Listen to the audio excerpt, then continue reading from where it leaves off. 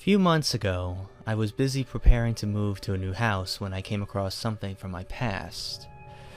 I was going through my belongings trying to figure out what to keep and what to discard when I found an old shoebox stuffed down the back of my closet. Curious, I opened it up and found it was full of CDs. I flipped through them and realized that they were backups of files from over 10 years ago. I remembered that this was how I used to back up stuff before external hard drives became affordable enough for me to just start backing up with them.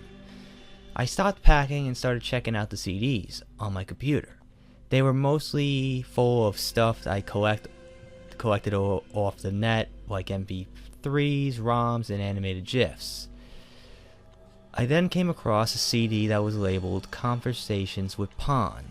I stared at the CD with some reservation for a moment before loading it into my computer. The CD contained a bunch of images, a couple of audio files, and some text dumps from a message board.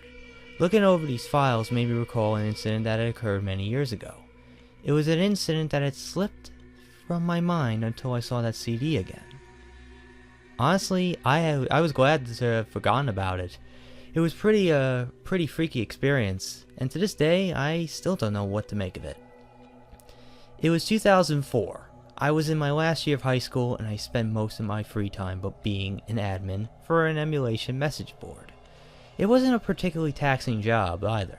I was one of those 3 guys who were admins of the board itself. It was pretty nice. It was pretty nice. It was a pretty niche. What do you want to say? So we usually didn't get a great deal of traffic. Back then there wasn't really those bot problems you find on boards today. Most of the time I just had to log on, check my messages, and browse through the forums to see if anyone was breaking the rules or just being a dick. It was a pretty fun gig. I got the most enjoyment out of messing with persistent trolls. Being an admin allowed me to change their avatars. I had pics of crying babies for such occasions or edit their posts. Usually I've had them say stuff like, "I suck," "I cry into my pillow at night," or my personal favorite, "I left my brain in the womb." Basically, I used to get a real kick out of administrating justice on this board. So one night, a new guy registered to the forum and created a thread called "Need Help to Pull Apart My NES." The following is from that thread. "Hi guys, I'm just wondering if anyone has any links to diagrams for NES. I've been hunting around the internet for a while and I haven't been having a hard time finding them. I got an old NES that I want to pull apart and modify. There's a few resources you could check out here. The site's a bit jumbled mess, but it should be a good place to start. Good luck. You can also check out this site. They've had a message board you could join up with to ask for advice. Thanks guys. Geez, these diagrams and instructions look very complicated, man. I hope I can get this to work." I was slightly mystified by his question, and I had some time to kill, so I thought I'd ask him. "Hey Pon, I was just curious. What kind of modification are you looking to do with your NES?" "Hi Pesmerga. As a kid I used to play the hell out of my NES games, but my NES broke down a few years back. I've got a Game Boy and I want to rip the card reader out of my NES to attach it to my Game Boy. I guess since the Game Boy and NES graphics look about the same, that should work." Oh wow, that sounds like a really bad idea. You'll probably just end up wrecking both systems if you want to play some NES games. Why don't you just get an emulator? "Hi Pesmerga. Yeah, I thought about that. While I was trying to find diagrams for the NES, I kept finding emulation web pages. That's how I stumbled across this site. I can't afford those card readers that you buy that you let you hook up cartridges to PCs though.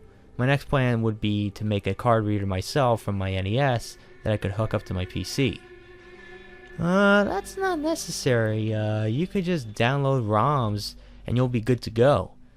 Don't ask where to get ROMs though. It's against the forum rules." "Hi Pesmerga. What are ROMs?" I almost laughed at this. I explained to Pon what ROMs were, and then he got really excited. Hi, Pesmerga. Oh my god, are you telling me that I can play NES games on my PC right now? I got the gist that he really wasn't really technically savvy, Jesus, which is fair enough. We all had to start from somewhere, right? After explaining to him about ROMs and emulators, I didn't hear back from him for a few days. He then came back to the board and became a bit of a regular. He would mostly just start threads in which he was asking questions about emulation problems he was having. A lot of people didn't have any time for him anyway. They felt that he was just an annoying person who would just ask dumb questions. I remember one night he started a thread about how he couldn't get an emulator to read games that he downloaded. We then had to explain to him what a zip file was and how it worked. One of the other admins was thinking about banning him. He didn't like the fact that Pon was starting new threads about stuff that had been already answered in earlier threads. I told him not to do that, and then I would have a word with him. I don't know why I decided to step in. I sort of felt bad for the kid, I guess. I also felt a bit of a connection to him because he was one of those few people I run across who was also a fan of the RPG Suikoden.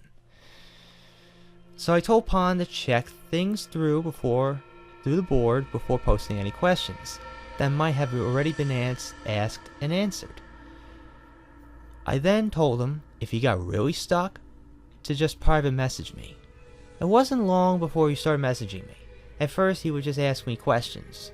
Lots of questions. Fortunately he seemed to be quick study. I didn't find myself having to explain things to him over and over again. So I wouldn't say he was stupid, he was just green.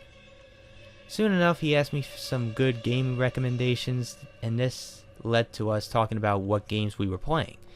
It was from there that we started having a correspondence for the next few months. We only really talked about games and movies though. The only personal stuff that I knew about him was that he was 16 and he lived in London. One night we were having a conversation about Metroid games. I just clocked Super Metroid for the millionth time, and I was thinking about dusting that off for the original Metroid and giving that a go. Hey, that reminds me, have you ever heard of the Secret Worlds of Metroid II? It was a pretty well-known glitch. Basically how it works is, if you're falling down a long shaft in some places in the game, and then press the select button repeatedly really fast, you can make the wall tiles disappear. If you go through the tunnel that is created, you'll end up outside the map. You can then find rooms that are tile swaps of regular rooms, rooms that scroll repeatedly forever, and rooms that look like they've been randomly thrown together. Apart from using it to sequence break, it's pretty pointless. It's more of a novelty than anything else. Some people started up a website devoted to the secret worlds. They were obsessed with mapping the whole thing out like they were explorers braving uncharted territory or something. I tried it out myself one time on my Game Boy. I quickly got frustrated though after I kept getting stuck in walls when I moved between rooms. Oh yeah, I remember the glitch. Why do you ask? I just found out about it and I finally got it to work today. It's kind of fun. I didn't hear from Pon for a couple days after that. Then one night he sent me a message. Hey, I'm still messing around with the Metroid II Secret Worlds. I've been reading up on how the secret worlds how to use the secret worlds to skip areas of the game. I'm still getting the hang of it, but it's really trippy in here. It's really hard to describe. I taught Pon how to take snapshots of and upload them so he can show me the stuff that he was finding. A few days later I got a message. Hey, Pesmerga. God, you're not gonna believe it. The game just scared the crap out of me. I was messing around in the secret world, and all of a sudden I went into a room, the music changed and started playing like I had to fight a Metroid. The next thing I knew, this garbled mess was flying at me. Absolutely freaked the hell out of me. Well, at least you could see I figured how to take screenshots now. I'll let you know if I see anything else. I'm loving this hidden world stuff. Pon. Oh yeah, I forgot you can run into glitched out monsters in the secret world. Don't worry too much about that, man. Like, the rooms, they are just graphically all messed up, but they still behave the same way the way they do in the game originally. After that, I didn't hear from him about a week. Then one night I was on the message board and then I got this following message from him. Pasmerga, something weird is going on. I found a new area tonight. It's a room which is made up of bits and pieces of save points. I found a room like this before, but this one's different. None of the saves work, which is weird because they usually do in the Secret Worlds. And usually when you stand in saves in the Secret Worlds, there are weird symbols and it should say press start to save. But for some of these saves are different. When I stand on them, random words appear. I'm uploading the photos now. I'll send you the links in a moment. Pawn sent me the links, and I looked over the image that he uploaded. Their legacy, my stop you stealing now. I knew straight away that this wasn't a glitch. Look, man, I've never heard of anyone mention anything like what you're describing. To me, it sounds like that ROM image has been hacked. I asked him where he got the ROM from, and he gave me the address. When I checked it out, the page wasn't there anymore, which wasn't really surprising. Back then, ROM websites were frequently popping up and being taken down almost immediately. Is there any chance that this could damage my computer? I wouldn't think so. I never heard of a hacked ROM doing a malicious damage before. Just be on the safe side, though. Just make sure you have the latest antivirus software and do a scan. Okay, cool. I'm gonna go keep playing around with it then. I'll let you know if I find anything more surprises. Catch you later. Just before I was about to go to bed, I looked at the pictures again. It occurred to me that the words might form a sentence. I wrote the words down on a piece of paper and started trying out combinations. Eventually I came up with this. How dare you? Stop stealing my legacy. I thought it was a rather strange sentence. I couldn't figure out why anyone would even bother hacking that message into the game. I didn't even understand what it meant. A few days later I got another message from Pawn. Hey Pasmerga, check this out. I turned on Metroid II tonight and after pressing start to load up my game, something happened. Usually it goes straight to where you last saved, but this time it just stayed on the title screen. The sound became really distorted, and I thought it was frozen. I was just about to reset the game, and when the screen changed to this message, last chance to stop, then this weird sound started playing. I don't know, it's really hard to describe. Is there any way that I could record sound off of an emulator? I want to try to capture if it happens again so you can hear it. I wonder who did this hack. I keep thinking that it must be for a reason. If they bothered to put this much effort, then there must be more stuff to find. I'm going to keep exploring and see what else I find. I taught Pawn how to capture audio and gave him my email address. I told him to attach the file there if he did manage to record any sounds from the game. I thought about what Pawn had described to me, and I had to admit, I was pretty impressed by the hack. I also agree with Pawn's reasoning. If someone had bothered to put this much effort in, then it was likely that they have done more. It was just a matter of finding it. Though I was surprised that I never heard of the hack before, I started browsing through ROM hack sites trying to find the one Pawn was playing. I didn't find any luck, so I asked around on a few IRC channels, but no one had seen anything like what I was describing. The following night I was browsing the message board and then noticed I had a new private message. I saw it was from Palm, and I opened it up. Pasmerga, something extra freaky tonight in the secret world. I found myself in the room. It looks like one of the rooms with the statues with an item, and except all the blocks were wrong. I walked into the room and the music started playing that you hear right before you fight a Metroid. Except it wasn't. There wasn't any Metroid in the room. I left the room back the way I came, and I was in a completely different spot and how I was before.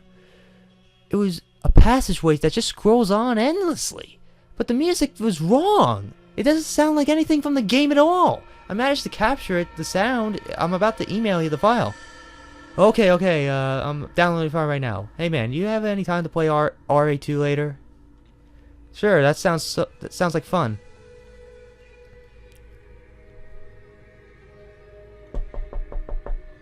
Hang on a second, someone's knocking at my door. I'll be back in a moment. Cool. The audio file finished downloading and I listened to it while I waited for Pon to come back.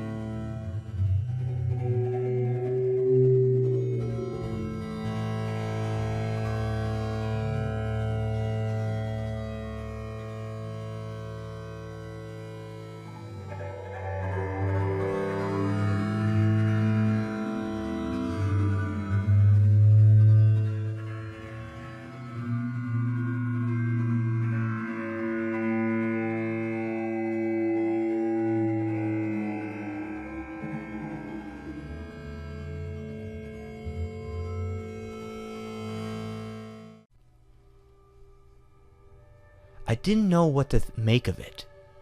I never heard a Game Boy make that kind of sound before. At first, it just sounded to me like a foghorn, but then another sound started to play over the top of the foghorn noise. The other sound did seem familiar to me somehow, but I couldn't quite place it. I found myself getting spooked, so I quickly closed the file.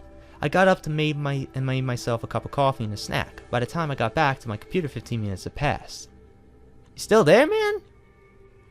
I waited a few more minutes, but didn't get a response from Pon. I got worried for a moment, but then just figured either a friend or family member had come by and he was busy. I surfed the net for a bit, did some admin duties, then checked my messages again. Pon still hadn't come back. I was pretty tired by that point, so I shut down my computer and went to bed. I got up early the next day and checked to see if Pon left me a message. He still hadn't gotten back to me. I headed off to school and still didn't get home till the evening. After I grabbed a bite to eat, I sat in front of the computer, checked my emails and private messages. There was still nothing from Pon.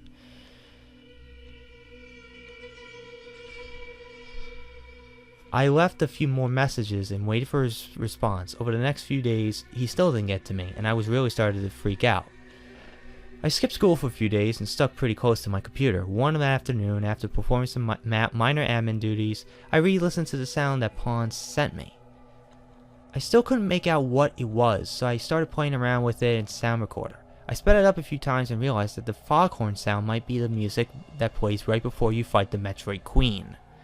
As I continued to speed the sound file up, I realized what the other sound was. Someone was talking over the music.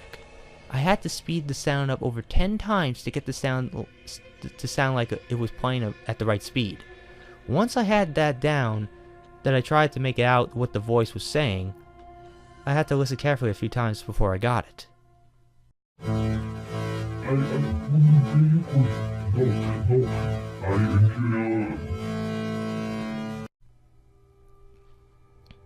The first part was an introduction. Someone was saying "I am," and after that was presumably their name.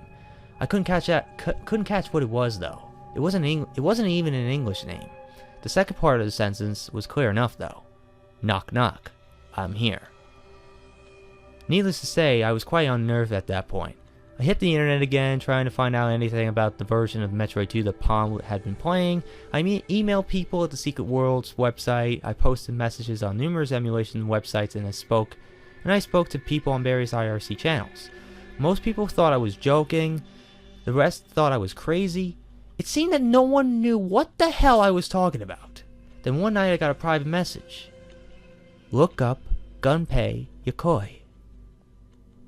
I was a bit startled. When I'd been going around asking questions about Metroid II, I hadn't been using Peshmerga as my username, nor had I mentioned what message board I was from. I replied back to the message, wanting to know who was messaging me and how they found me. But the user never got back to me. After that night, I kept an eye on the logs of user activity to see if he came back onto the site, but he never did. I then took the message's advice and looked up the name Gunpei Yokoi. It didn't take me long to find out who he was. It turns out that he was hugely influential in Nintendo. Some of the games he worked on included the original Donkey Kong, Mario Bros., Kid Icarus, Metroid, and Metroid II. But what he is best known for is arguably his greatest creation, the Game Boy. It's often described as his legacy. I kept reading the article in fascination when I got to a section that was about his life after leaving Nintendo. Not long after he left Nintendo, he started his own company.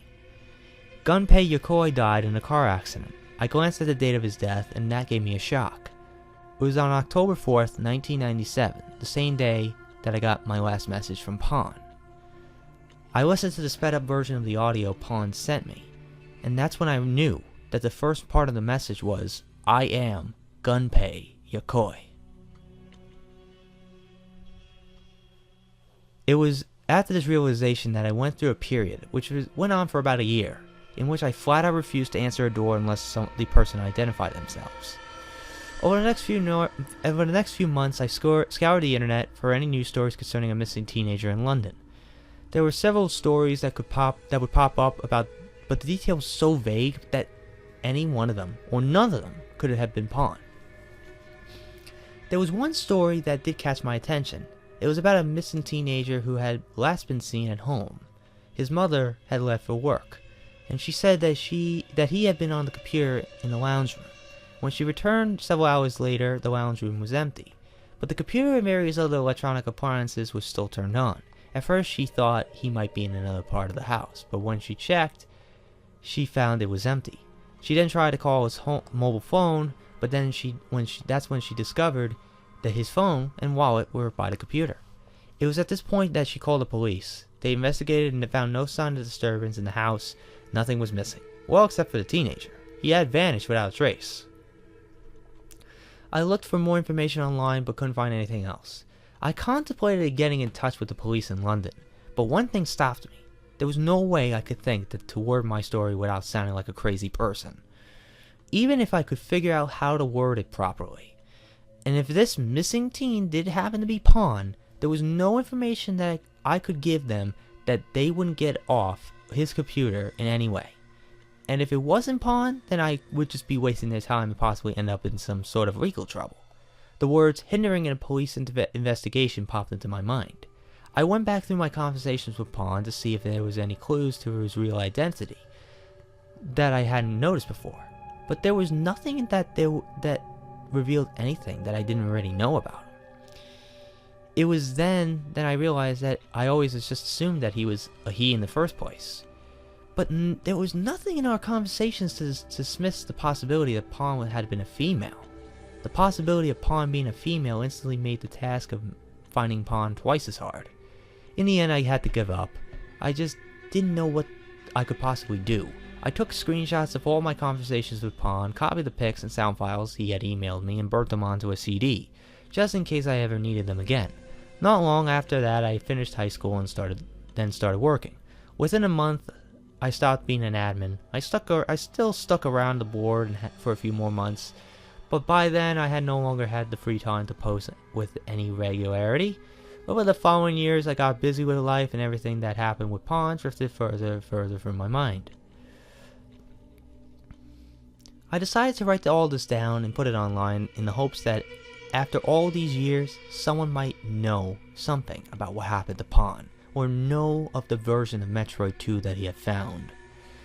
As I said in the beginning, I honestly don't know what to make of this. Is there a copy of Metroid II floating around the internet that's haunted by the ghost of Gunpei Yokoi? And if you have the misfortune to stumble across this, does he come to your door? Angry that you dared to defy his legacy? I try not to think too much about it. When it does cross my mind, now, I like to imagine that the whole thing was just an elaborate hoax perpetrated by Pon. That he set the whole thing up months in advance, he created the images and audio files, he came up onto the message board pretending to be a technically inept teenager when he was really brilliant with a PC. He was also that user 12345. He was the one who told me to look up Gunpei Yokoi. I would like to imagine that he's somewhere out there still laughing about that wonderful joke that he pulled over those years ago. Sometimes I can almost convince myself that it was just a hoax. I think that how I was able to get to sleep at night in the months after I lost contact with Pawn, I don't know. And I think that telling myself that it was all a hoax now is going to come real handy on those restless nights in the days to come.